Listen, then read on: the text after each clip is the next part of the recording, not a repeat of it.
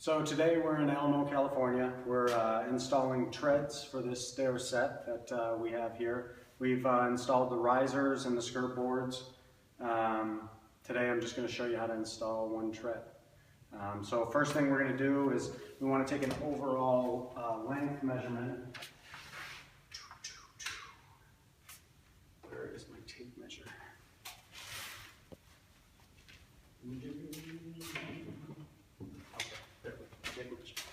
So we go from side to side. I like to use an even number. So here I'll measure out to 30. I like to butt the tape. I don't like to fold the tape. So 30. And now here we have 17¼ so we'll add that up. Totals 47¼ and then we just need to find one angle for one side first to start. So we take our angle finder. Can you see my angle finder here? So we want to make sure that it's nice and tight.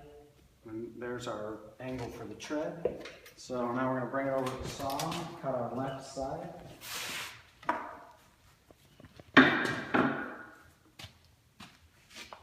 So I'll set the square up and draw my line.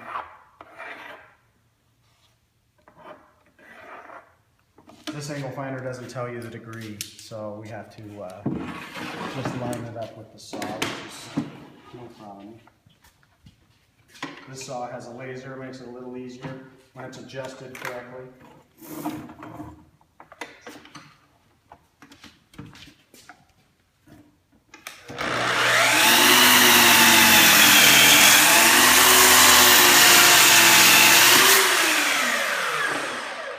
So we cut the line pretty close. Now we'll take our tape measure, do our 47¼ make a little pencil mark,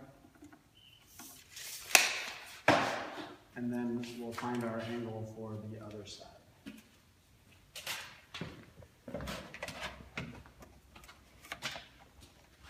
So this has to be exact. It's a stain grade material, so if we aren't perfect, you can't just like throw some spackle or some caulk in there and make it look right.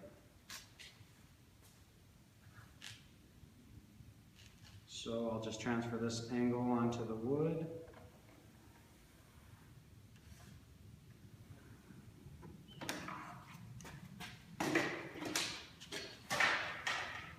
And do the same thing with the side.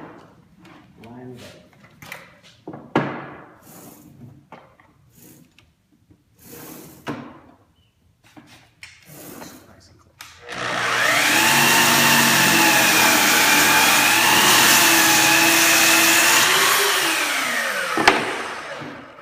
Now, in a perfect world, this would just slip in there and we'd be done. Let's see what it looks like.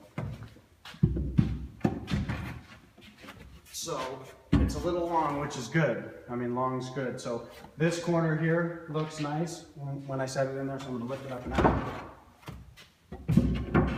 Try the other.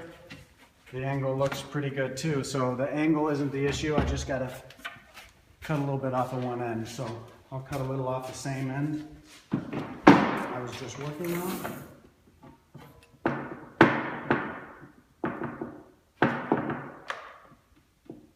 Just a little, maybe a 1/16 of an inch.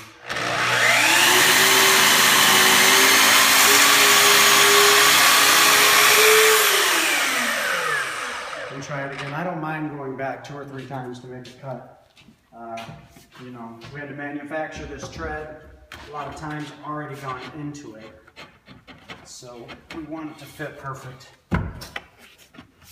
So now what we have is we have a gap in the back here in the middle. I don't know if you can see it, but it looks like the riser's just not completely flat. So I'm going to make a pencil mark over here and a pencil mark over here, and I'm going to plane those down so that it fits in nice and flush.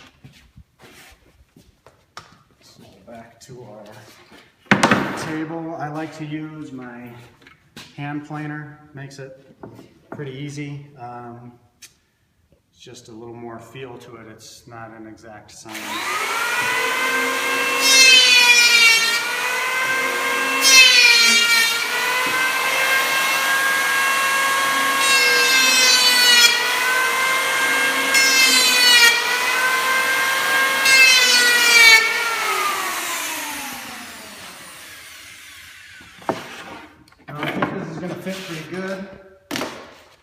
So I want to get rid of pencil marks.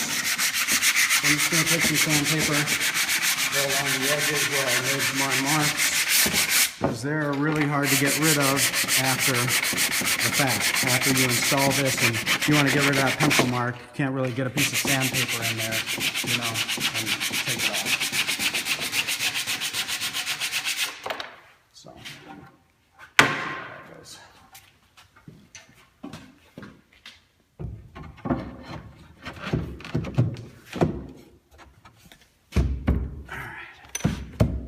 Pretty good fit. Yeah, pretty good fit. So now we'll just add our glue. Let's see, we're going to use some PL. It's construction adhesive premium Loctite glue. Very good stuff. We have any Home Depot or Lowe's.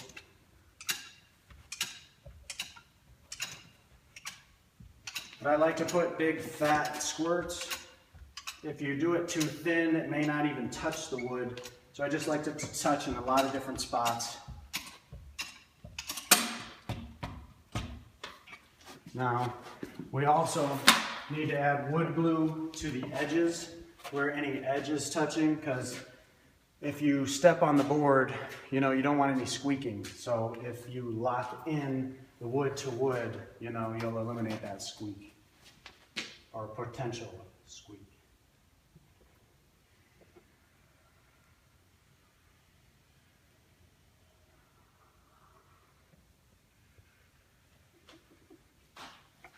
All right.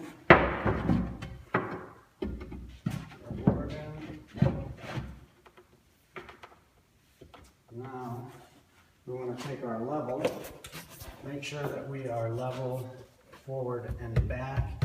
Slight adjustments can be made. This looks pretty good, so I'll nail it off. Ooh, air in the compressor. So, we turn the compressor off. It's a noisy item. So once that comes up to the correct amount of pressure, I'll finish nailing it off, and it's installed. So, thank you.